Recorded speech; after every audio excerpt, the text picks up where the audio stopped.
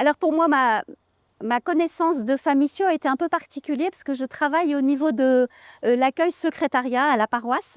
Et du coup, j'ai découvert cette mission en voyant tout simplement arriver la liste des personnes qui allaient venir. Et donc les missionnaires, comme on les appelle.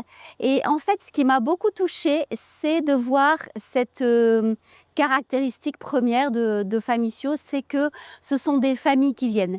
Donc des couples, des parents, des personnes seules, célibataires, mais aussi qui viennent avec leurs enfants. Et ce qui m'a touchée encore plus, c'est de voir l'âge des enfants. Quand j'ai vu que des couples venaient avec des enfants de 4-5 ans, je me suis dit: «Bon, bah, voilà, les enfants vont suivre». Mais ils vont pas être très acteurs, en fait, ces enfants-là. Mais quand j'ai vu qu'il y avait aussi beaucoup d'enfants de 8, 10, 12, 14, 16, 20 ans, là, je me suis dit: «Il y a vraiment une démarche autre» et donc tous ces jeunes, ils sont forcément, dans la démarche de leurs parents, sinon ils ne viendraient pas. Et donc effectivement, tout au long de la semaine, j'ai pu voir que c'était vraiment très touchant de voir, tous ces petits jeunes, jeunes ados et même grands jeunes de 18-20 ans, complètement dans leur, démarche d'évangélisation et partie prenante. Moi, c'est ce qui m'a vraiment beaucoup touchée. À titre personnel, la rencontre qui m'a interpellée, j'en ai pas eu beaucoup, mais voilà, c'était quand même une toute première démarche d'évangélisation. C'était auprès d'un SDF de Brive, tout simplement.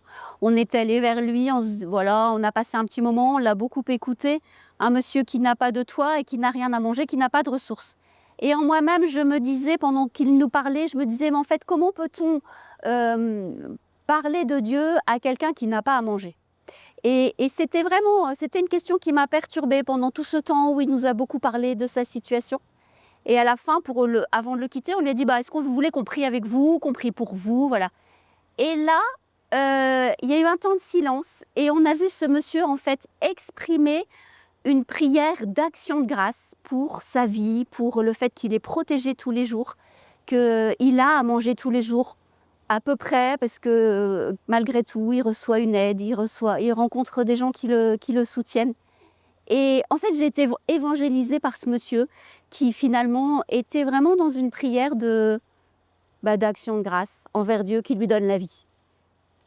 Voilà. Et puis, dernière chose, pour moi, c'était une grande joie de voir que beaucoup de personnes de la paroisse se sont investies dans des choses hyper concrètes, hein. C'était vraiment de la logistique, de logement, de repas. Ça a été vraiment merveilleux de voir tant de propositions pour des personnes qui apportaient un plat. Donc voilà, une belle dynamique dans la paroisse.